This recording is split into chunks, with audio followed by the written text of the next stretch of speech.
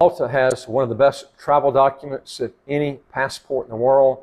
You can travel to 187 countries visa-free or visa-free on arrival, countries and territories. Time this passport with Belgium, Czech Republic, Ireland, New Zealand, Portugal, and the Swiss passport. Now, there are some disadvantages of this program that I'm going to tell you about.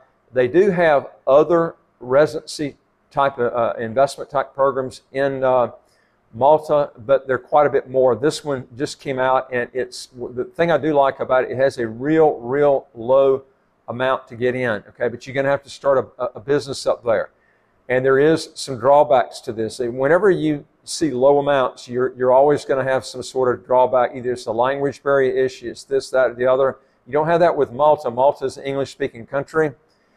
But this is the bad part. It has a 35% corporate tax rate.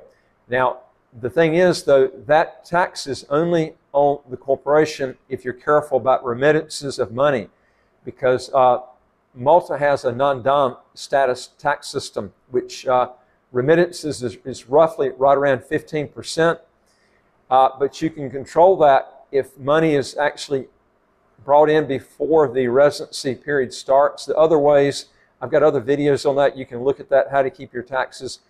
You're not going to get it to zero. They just upped it from 5,000 euros to roughly around 7,500 for yourself, with increases of, I think it's around 500 euros per dependent on top of that you have as a minimum tax. So, you know, even if you go in there and you don't make that much in the business, let's say the first year you lose money, you're still going to have to pay out at least 7,500 in euros that you're going to have to pay out in taxes. So this is a place you're not going to get your taxes to zero. You will have one of the best passports in the world. They have visa-free to a lot of places that you will not get anywhere else, okay? But, you know, the biggest drawback, like I say, is the corporate tax rate, but that's only on the income that's made from the corporation, okay? So if you're wanting something a lot better, I mean, I've told people before, come to St. Kitts, there's no income tax, no capital gains tax, no estate tax, no inheritance tax, but sometimes this is the first time people have seen the videos that I've got.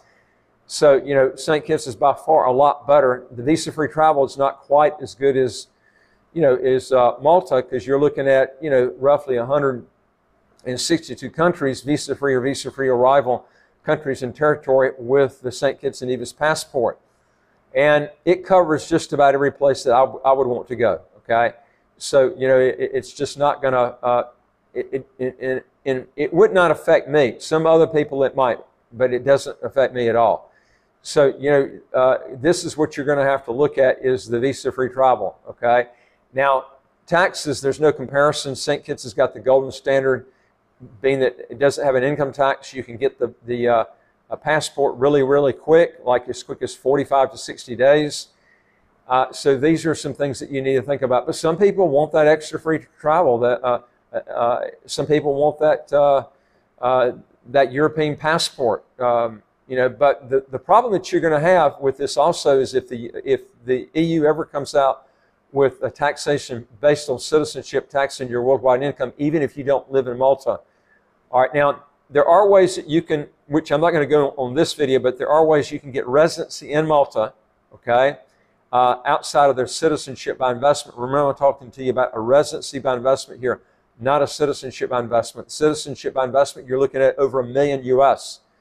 And they're very strict on that passport because, you know, the EU has put a lot of pressure on them, so they have to be really careful. It's probably the strictest passport to get approved on the fast track program. Slower track's totally different. This is another disadvantage, is you've got to reside there, listen to this, 18 years before you can apply for the passport, okay? That's the other drawback, okay? Now, that's the key, getting a fast track program like St. Kitts. You can get it, you know, in a couple of months versus having to wait 18 years to do it. But if you don't have that much money, if you don't have the money for a, you know, St. Kitts passport, and you're starting a business up and you want to do it for almost nothing, 25,000 euros is a lot. I don't know if I said 25,000 at the beginning, but it's US dollars, but it's 25,000 euros if I did say that, okay? So that's what you're looking at. That's a low figure. And if you've got 4 partners, which I'll explain to you in a minute, you can actually split that up with the partners. Also, folks, if you want to legally get around high income taxes or how to get a second passport, as quick as 45 days, do 3 things. Hit the subscribe button at the right of your screen right here. You get new videos automatically as they come out. And number 2 is I would like to hear from you. If you got a question or comment, put it below. And number 3 is go to our website, www.citizenshipquickly.com, and just ask for some help. All right, let's look at the Malta Startup Visa. It's attracting entrepreneurs that want to invest 25,000 euros as an investment threshold. This is very, very low for an English-speaking country that allows dual citizenship. I'm going to tell you something, it has almost all the all the blocks checked here. The one that I don't like I said, is the 35% corporate income tax. That's one of the highest taxes in the world. But you got to remember, most countries that have this high corporate tax rate tax you on your worldwide income if you live there. Remember, the other money is protected unless you remit it in, so you can really control your taxes on the money outside the corporate structure, on the money it's making, okay? So you do have some leeway there. Malta just newly launched this visa for entrepreneurs and startup founders, which aims to attract talent and funds in the small nation. Now, the main motive for launching the Malta Startup Residence Program is to turn the country into a hub for startups and, while giving upcoming entrepreneurs the opportunity to bring their ideas to Malta and, having access to the European Union market.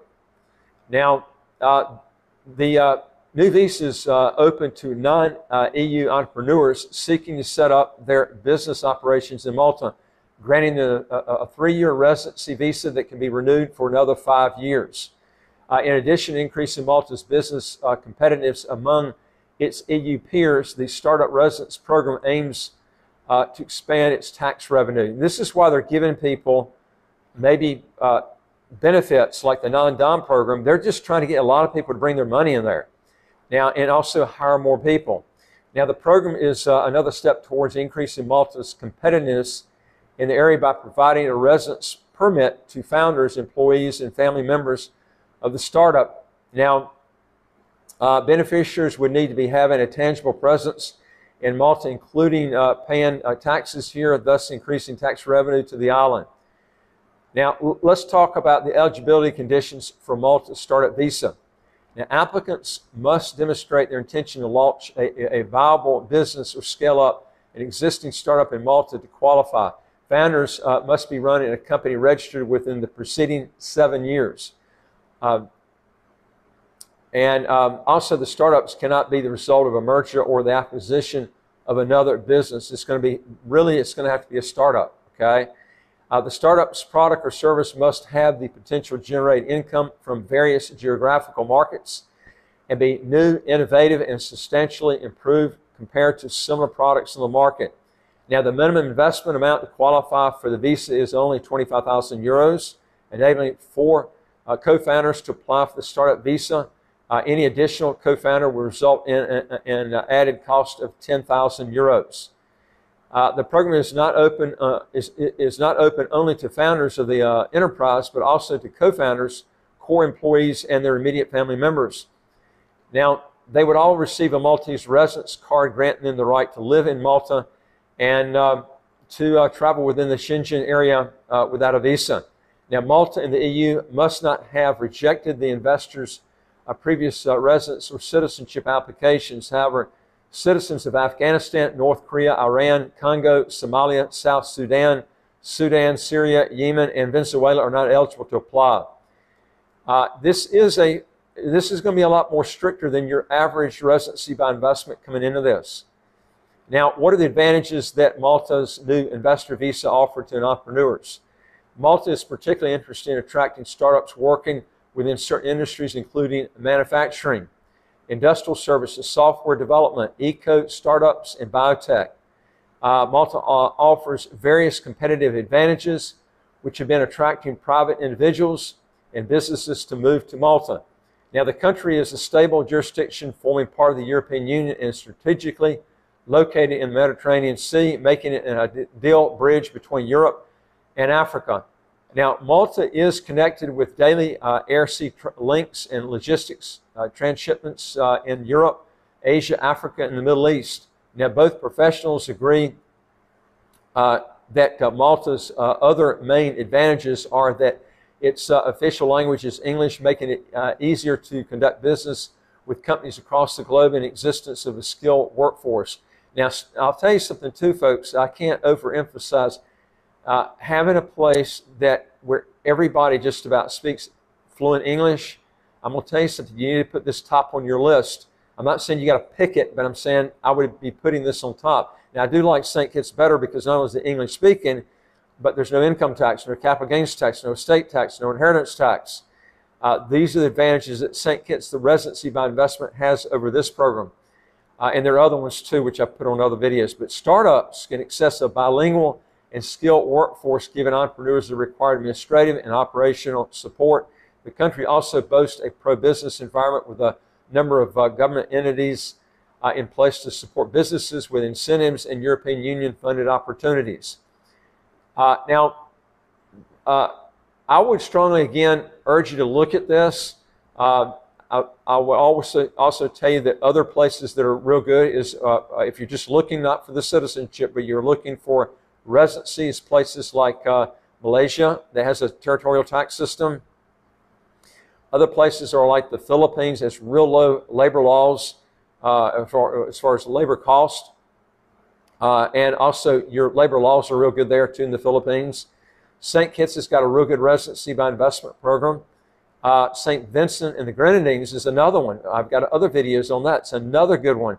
And that passport is almost as good as the St. Kitts passport. They don't have a fast track. You'd have to be there, I think it's around 9 years before you can apply for the passport. The problems with Malaysia, you'll never get the passport there. The problems with the Philippines, they don't allow dual citizenship in most cases. They don't allow it for naturalization purposes. But the biggest disadvantage to this, it has one big advantage, it's got one disadvantage. It's big. Corporate tax rate, 35%, but man, I'll tell you, 187 visa-free or visa-free on arrival countries and territories. I mean, you're paying for it out of your butt with the tax. That's the problem. If you want to know more on this, again, go to our website, www.citizenshipquickly.com, and just ask for some help. And I would like to hear from you. If you got a question or comment, put it below. And again, don't forget to hit the subscribe button on the right of your screen right here, and you'll get new videos automatically as they come out. And I look forward to talking to you on the next video. Take care.